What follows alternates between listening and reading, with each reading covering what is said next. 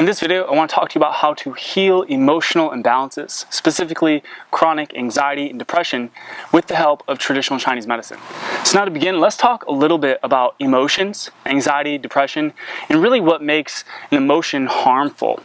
Now, in traditional Chinese medicine, thoughts are what create emotion. An emotion is basically just an energy in motion.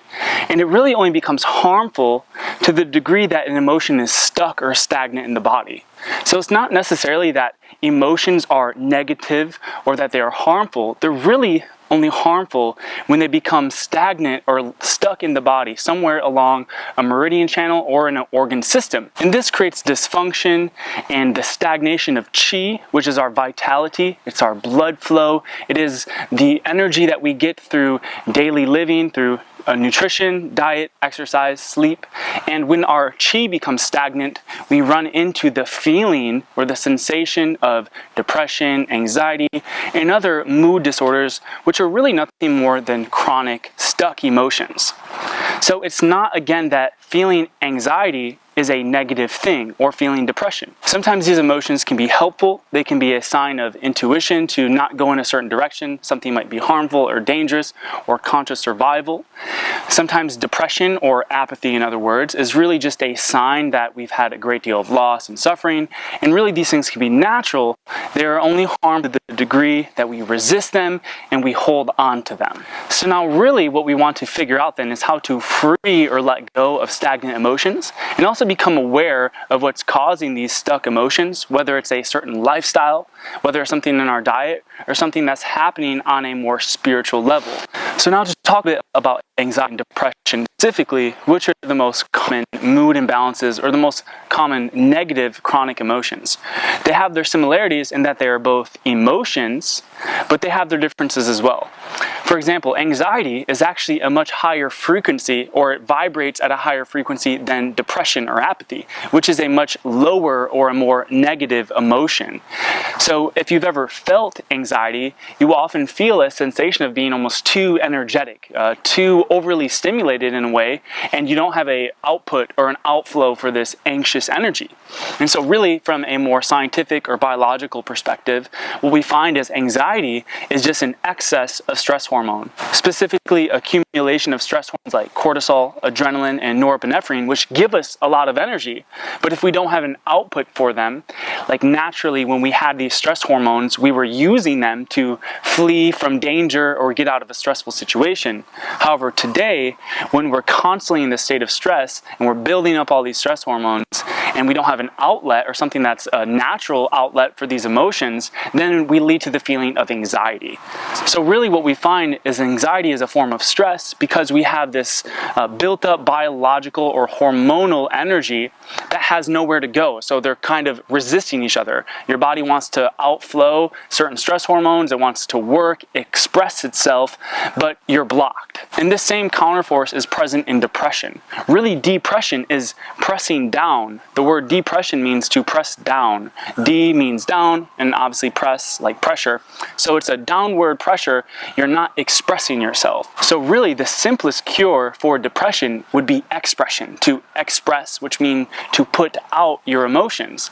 So often what we find in the case of depression is a suppressed or depressed, you're putting down your emotions, you're not expressing your true feelings.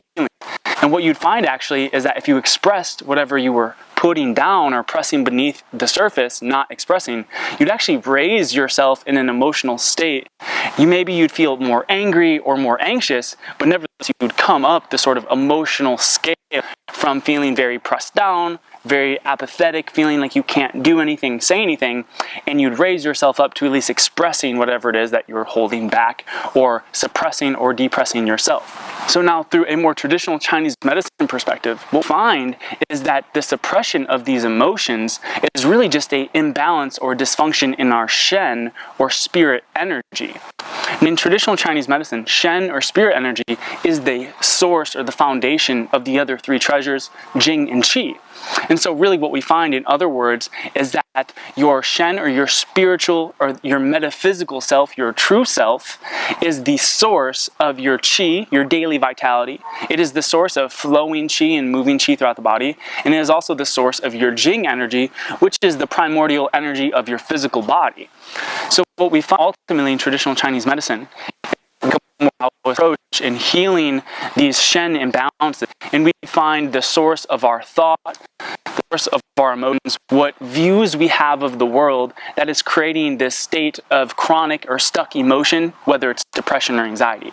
So traditionally now, the solution for rebalancing the emotions and healing that Shen energy would be a very holistic approach. It would involve everything from meditation to Qigong, the use of Shen tonics, exercise, and basically getting the stuck energy moving or flowing again.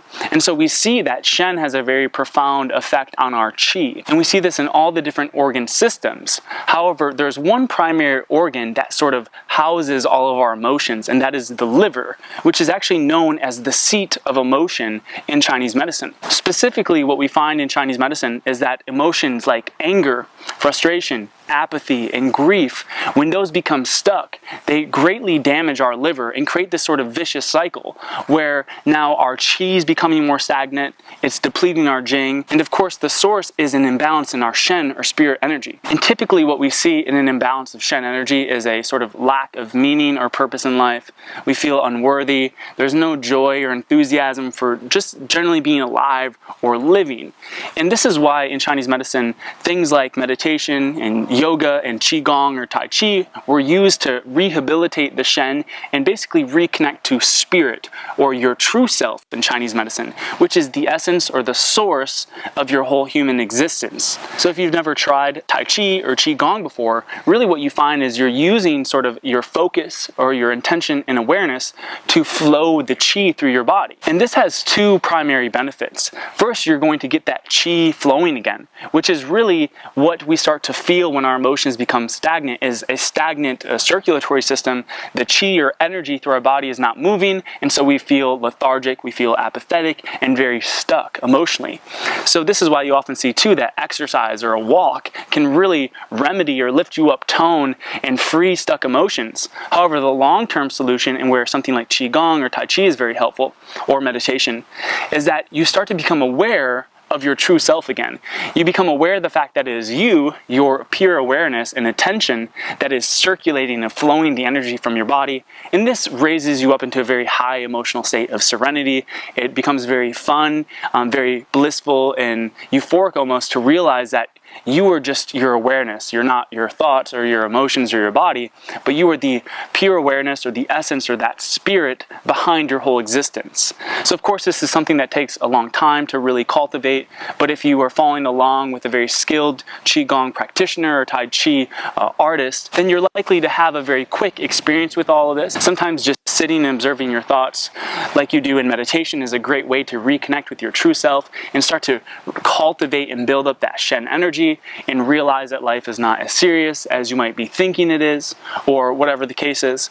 So ultimately, a true holistic approach to healing these chronic emotional imbalances would involve rehabilitating that Shen energy, whether it be through meditation, Qigong, or the help of a spiritual teacher or a spiritual guide, or by just cultivating that Qi energy again, or moving or freeing those stuck emotions and that stuck stagnant energy through your meridian systems and out of organs like the liver, and getting that energy moving again. Both of these things together though would be the ideal solution to, again, clearing stagnant or stuck emotions and getting more free-flowing on the emotional scale. And also, we don't want to be in a constant state of happiness or joy either. What we really want to be is in a state of serenity or peace with the ability to flow through the entire scale of human emotions. So that ties us back to the beginning of this video, in that emotions aren't necessarily bad. Even these negative emotions, which can actually be helpful for helping us tune in with our true needs, what we want out of life, and to even avoid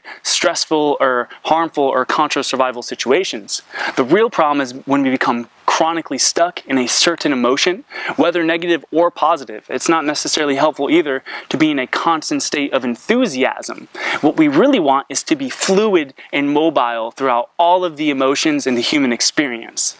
And again, to be able to really do this, the true goal is to, again, tap back into our true self, that Shen quality, our spirit or our spiritual essence, and then realize from that point that we are the creator of our thoughts and our emotions and our whole physical experience as well as our reality. And again, we can tap back into this true self through the use of meditation, Qigong, Tai Chi, different practices and philosophies in Taoism, and there's other spiritual practices that you can do this through as well, yoga of course. However, you can do simple things on a daily basis to also help balance your emotions, more specifically to free up stuck emotions or stuck energy in the body.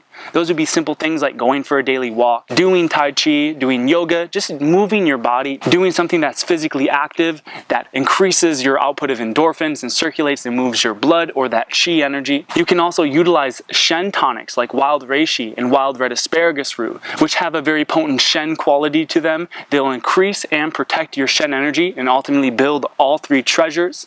So that way you're experiencing total health in mind, body, and spirit. So again, to recap, if you find yourself in a chronic negative emotion such as anxiety or apathy, grief, depression, what you first want to do is reconnect with your true self.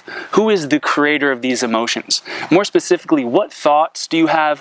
What views of life and different circumstances do you have that are creating those emotions? And what's causing you to actually hold on to them and not actually express them or let those emotions go through you? So if you can become aware of these more spiritual or metaphysical causes of these emotions and allow yourself to feel them, they'll eventually pass through your body and the experience will last no more than a few minutes usually.